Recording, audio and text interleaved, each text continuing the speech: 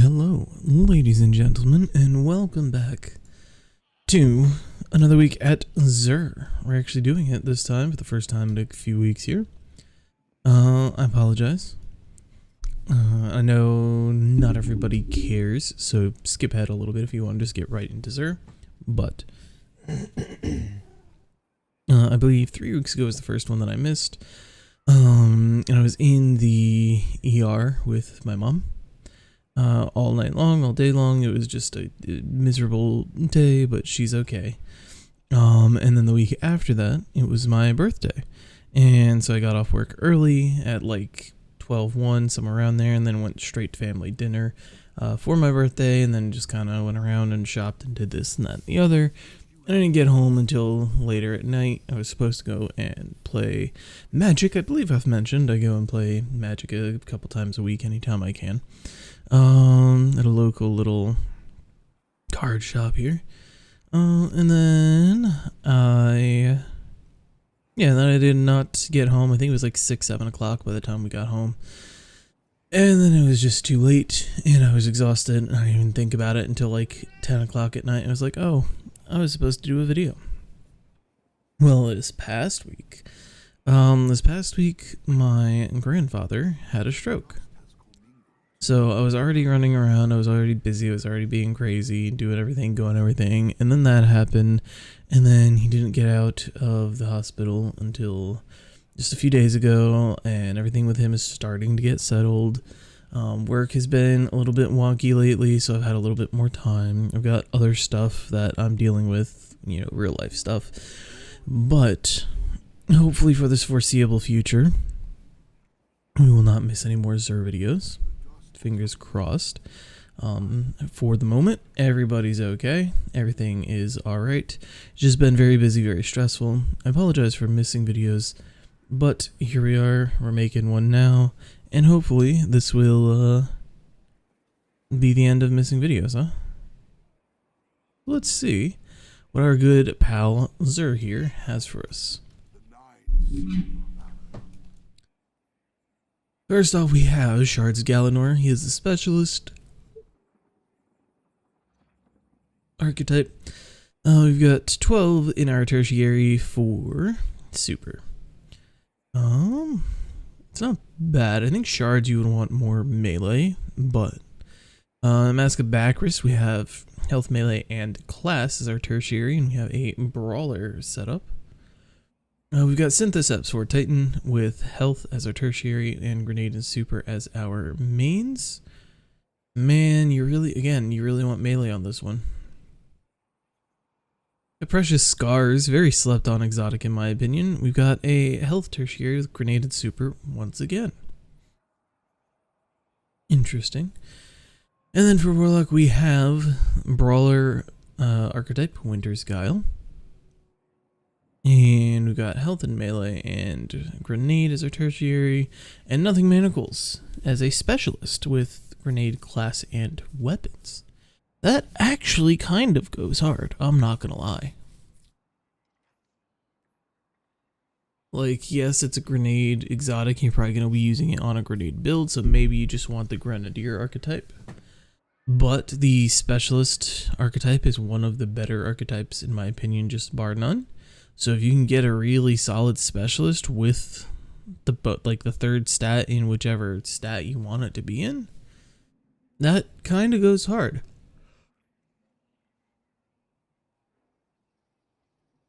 And of course, as always, we do have the exotic class items, relativism, solipsism, and stoicism on whichever class you show up on. For our strange offers, we have the normal things as well as raid banners. Am I low on basketballs? I can't remember if I'm low on basketballs or golf balls. Hang on. Yeah, basketballs. Okay. Let's buy a basketball, Mr. Xur.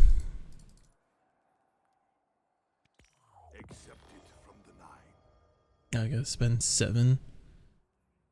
Okay, pal. For our strange gear this week, we've got a Hawk Moon. We do have opening shot. Ooh. The grip is not the best, but opening shot and full bore does go kind of stupid on Hawk Moon. I'm not gonna lie. Jade Rabbit is the best exotic in the game.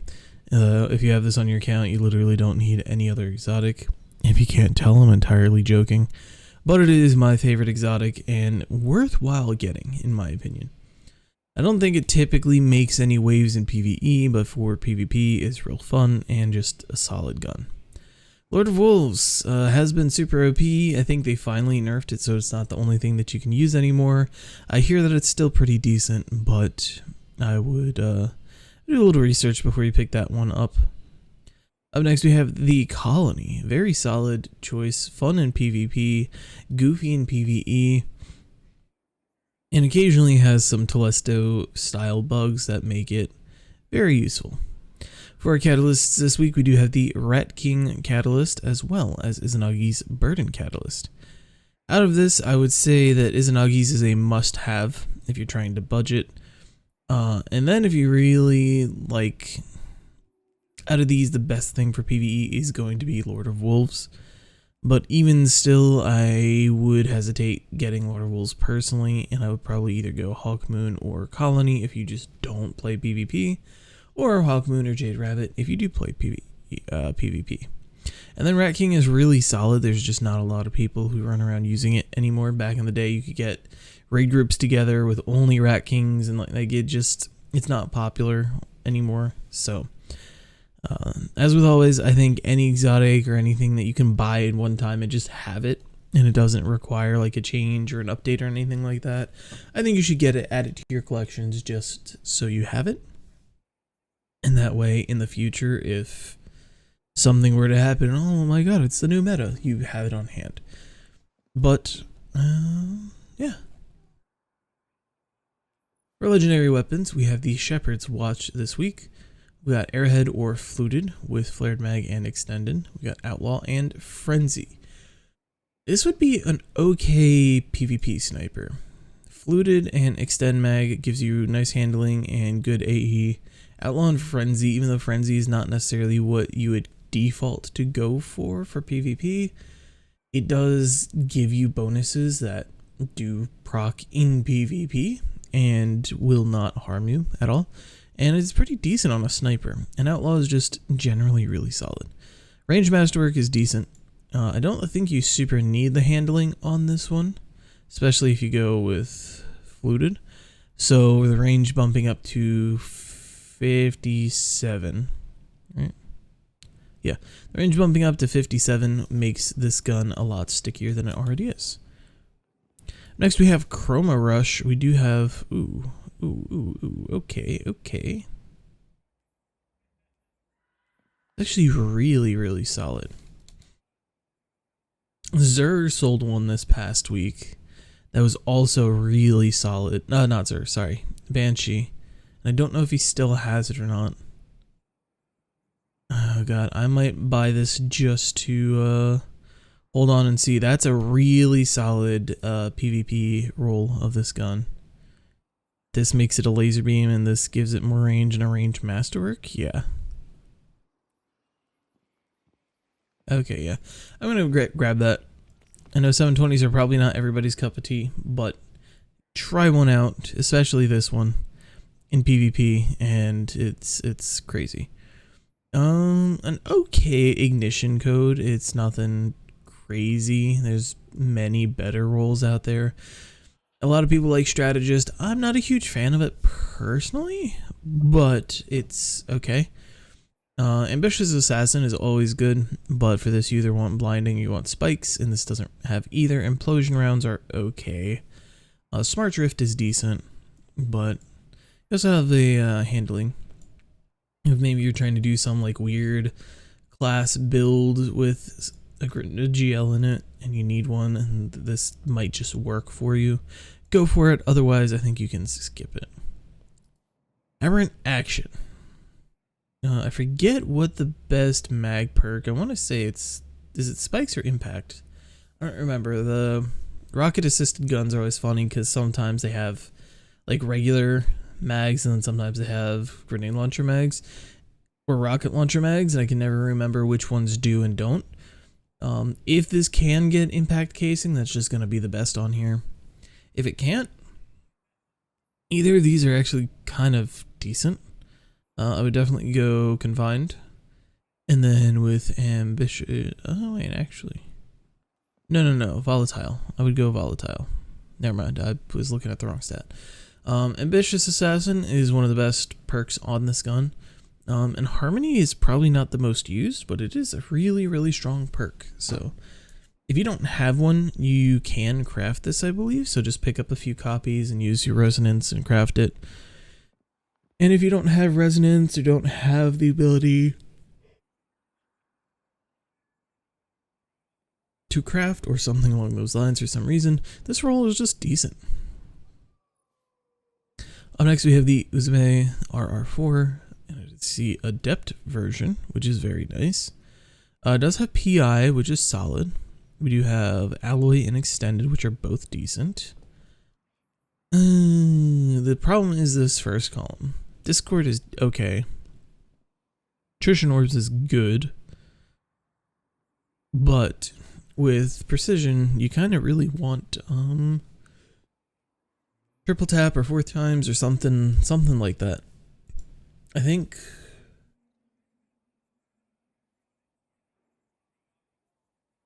for me personally, I would probably skip on this one. But if you need a decent sniper, it does have PI, which is solid.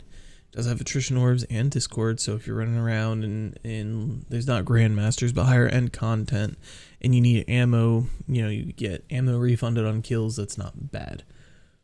Up next we have Scavenger's Fate. We do have Assault Mag and Full Choke, which are both good. We've got Perpetual Motion, which is good. Vorpal is in my opinion. I know there's some people hang on to Vorpal stuff for PvE, PvP for when supers come out. But yeah, I don't think I'm one of those people. The rest of this though is a really solid roll for a shotgun and might be something that you would want to look at. Up next we have the Tarantula. We've got Field Prep and Rampage, Liquid or Accelerated, Small or Corkscrew, and Charge Time Masterwork. Man, it's crazy to think that once upon a time, this would have been considered like one of the best damage dealing rolls in the game. Like once upon a time, back in the day, in the first handful of seasons, this would have been like the most insane linear fusion rifle you could have gotten. Crazy. Next we have Memory Interdict. It doesn't have spikes, so automatically it's kind of a no from me. But if you can look past that, it does have autoloading and danger zone. It does have hard launch and handling. It's an okay utility gun, I guess. But for me, it's still just, I don't know.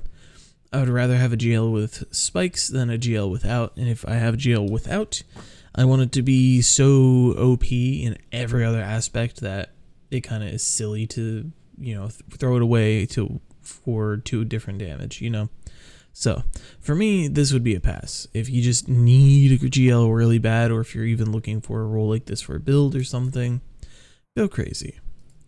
And last but not least, we have The Line in the Sand with Clown Cartridge and Bait and Switch. I've farmed so much for this roll of this gun. This roll is really, really solid. I don't recall if I ever got one with accelerated coils or not. I feel like I might have at one point or another. For this, I probably would use ionized battery just with a larger mag, and then probably poly. Probably go polygonal rounds. The stability masterwork is not bad. That gives you a decent amount of stability to aid your flinch resist. But Clown Cartridge and Bait and Switch, I believe this is the best arc linear in the game currently. Well, no, Boomslang. Boomslang can get some pretty spicy rolls on it too. But in terms of like a single shot linear, this is the best one. And that roll is really, really good. So, if you don't have a better linear, please do yourself a favor and snag that one while you can. And with that, I do believe that is everything. I want to say a huge thank you to everybody who has subscribed and followed and all of that stuff lately. The number keeps going up and it keeps just baffling me. You guys are all great and I love you all to death, and I thank you for following me and sticking around even when I'm crazy busy and life is pulling me away. You guys are fantastic, and I love you all. If you enjoyed the video though so far, please be sure to leave a like. If you want to see more videos like this and other types of videos in the future, leave a subscription. And if you do subscribe, make sure you turn on those notifications so you never miss a video. But with all that being said, I will catch you guys next week. Have a good week, Guardians.